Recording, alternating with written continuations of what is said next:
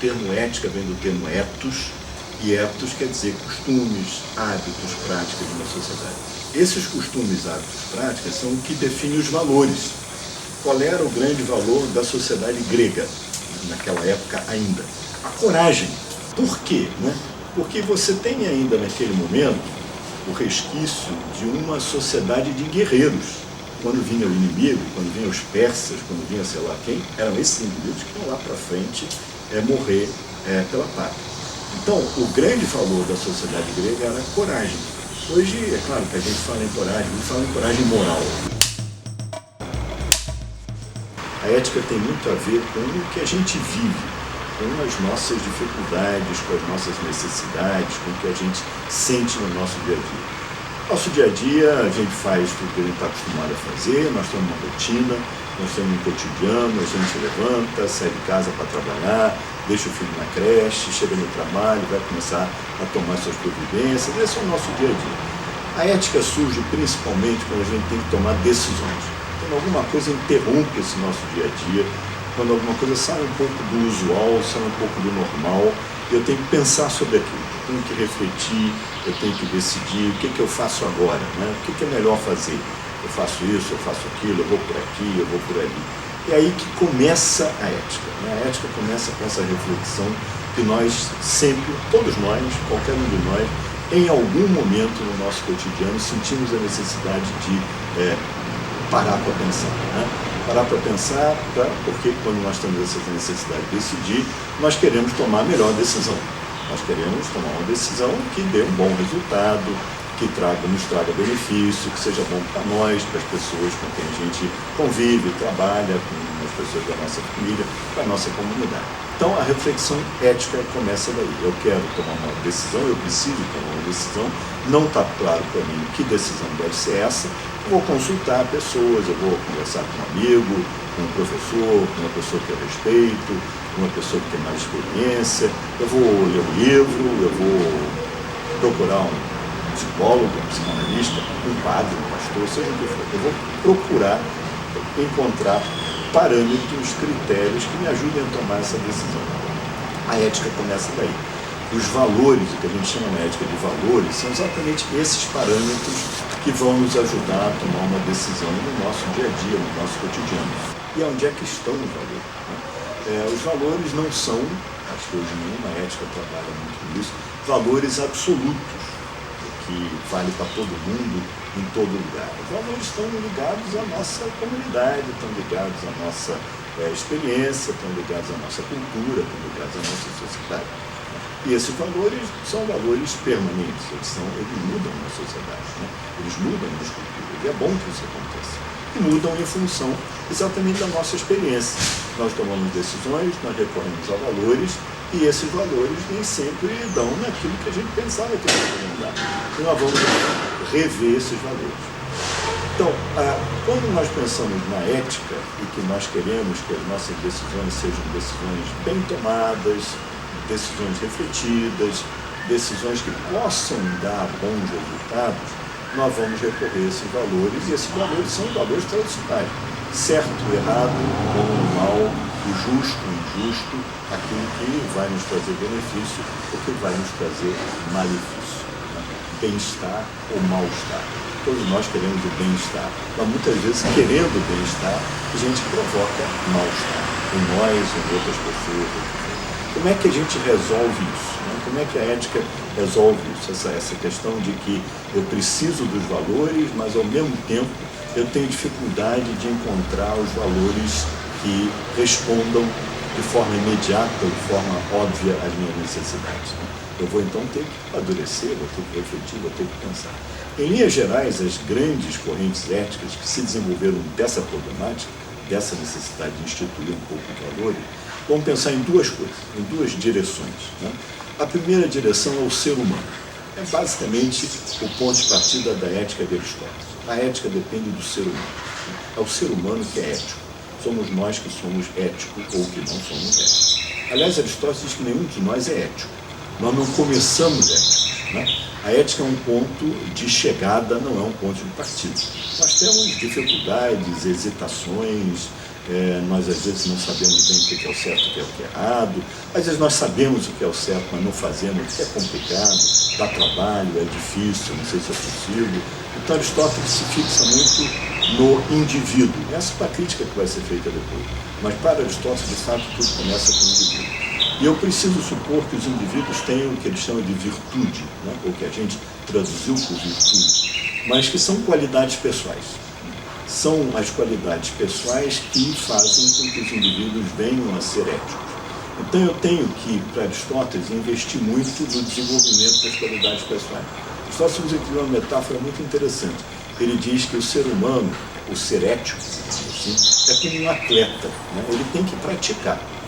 Não existe o bom nadador, o bom corredor que não pratica. Se ele para de praticar, a musculatura vai ficando menos, perde o tônus, ele vai ficando com menos flexibilidade, etc. Então, a ética está no nosso desafio do cotidiano. Nós vamos errar muito, mas nós temos que, e esse é o mecanismo fundamental da ética, aprender dos erros, né?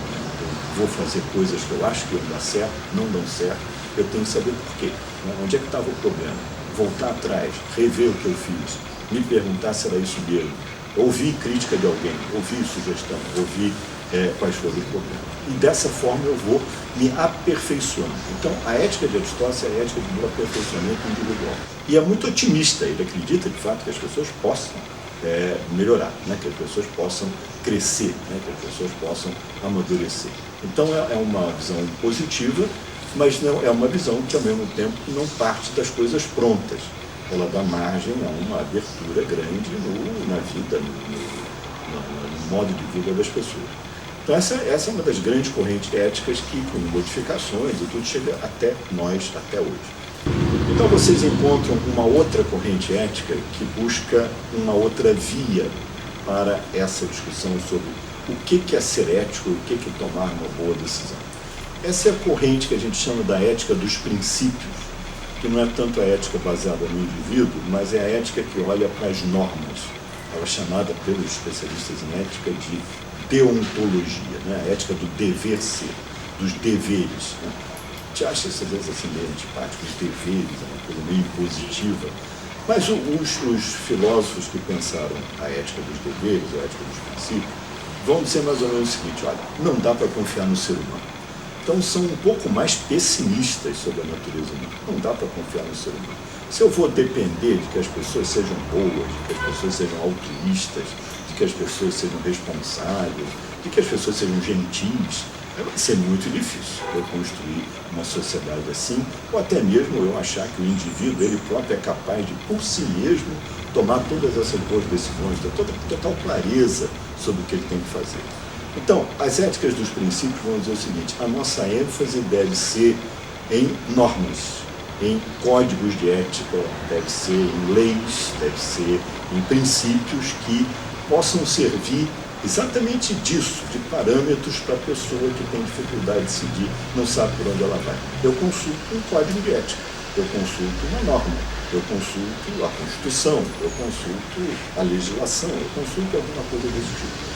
Então, as éticas principistas, elas se baseiam muito mais numa visão institucional.